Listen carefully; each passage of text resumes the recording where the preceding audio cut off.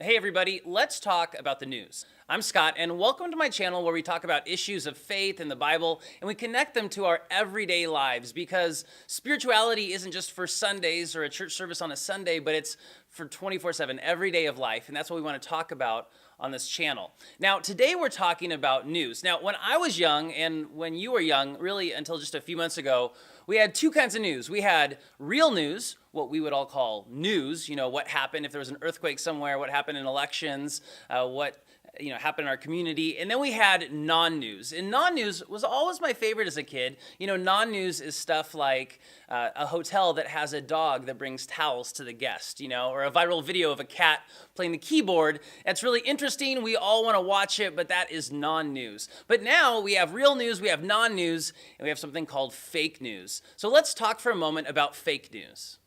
All of a sudden, fake news has become a really big deal, and it's captured a lot of real news headlines. So fake news are fake stories that are created on the internet. They're spread on Facebook, they're spread through Google, they're spread through emails that your grandma or crazy aunt send to you. And they're news stories that aren't real, but they make a huge impact. And so during the election, there are all kinds of fake news stories about the election, about the Kremlin, about the candidates and their supporters. And fake news has become big business. In fact, some of the articles I was reading, one guy in LA who drives a fake news website, he claimed to make about $30,000 a month during the height of the election. People make fake news for profit. People make fake news for political reasons. I mean, if you really hate a candidate, all you got to do is make some terrible fake news story about how they kick dogs in their free time, and everyone will hate them and everyone will believe it because they won't really check the source. Or fake news can ultimately, maybe it's been used this way, I'm not sure, but ultimately fake news can be used by terrorists to spread fear, to spread false stories that kind of take over our culture. And so fake news is a real problem, and it's going to become more of a problem in the months and years to come. I really think this is the dawn of fake news. This is only the beginning. I was reading an article on Vanity Fair by Nick Bilton, I think is how you pronounce his name, and he was talking about how pretty soon there's going to be a software that you can, in real time, you can capture video content of a person's face, and you can change what they're saying and make them say anything you want. So you can have a press conference with President Trump that in real time you're manipulating the words that he says and the movements he makes with his mouth and what his voice says. And Adobe is working on like a Photoshop for sound where after just 10 minutes of a recording of someone's voice, like one of my videos, you can make me say whatever you want. And so it's only going to get harder and harder for us to discern what's real news and what's fake news. And so I want us to think about that for just a moment. How do you fight fake news? Now, I hope you understand that fake news is a real problem, because if we start to believe fake news, if we're not discerning, if we're not diligent, then we can be spreading stuff that's not true. That's not only is that not what Jesus would want for us, but it's also just, a really poor way to live our lives. And so when it comes to fake news and when it comes to reading stuff on the internet, this has always been true of the internet, but you and I need to be really discerning. We need to be really careful about what we read and what we spread and what we believe to be true. We need to check out where it comes from. But I want to go even a little deeper than that, because I think this whole idea of fake news really gets to something that Jesus talks about in Matthew chapter 5. Let what you say be simply yes or no.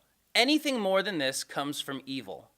I think this is a really interesting command from Jesus. He says, in your discourse and the things that you say, just simply let your words be yes or no. Because in Jesus' day, people were making all these kinds of oaths. You would ask somebody, is something true, or something they said true, and they would swear on Jerusalem or on the temple or on the life of their child. And there was this whole system of oath-taking in Jesus' day where, if you just swore on your house but not on the temple, you could break your promise, stuff like that.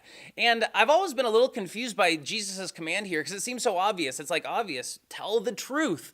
Be honest in what you say.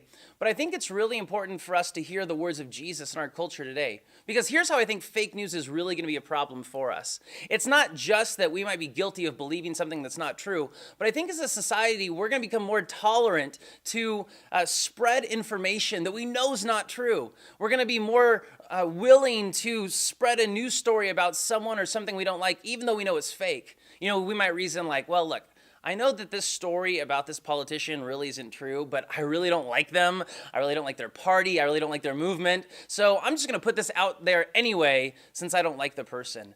And to me, that just seems so dishonest. And if we just allow dishonesty to creep more and more into our lives, more and more into our culture, where are we going to end up? And so we need to be, as Jesus says, diligent in what we say. Let our yes be yes and our no be no. Don't fall for fake news. Don't contribute to fake news, but contribute to the virtues of truth and integrity.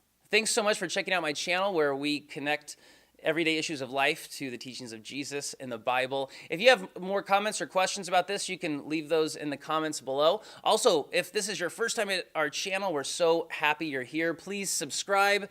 Please check out our other videos. We've got videos on all kinds of different topics. You might want to just kind of take a look around and see what those are. And check back. We'll have new videos every week. Thanks.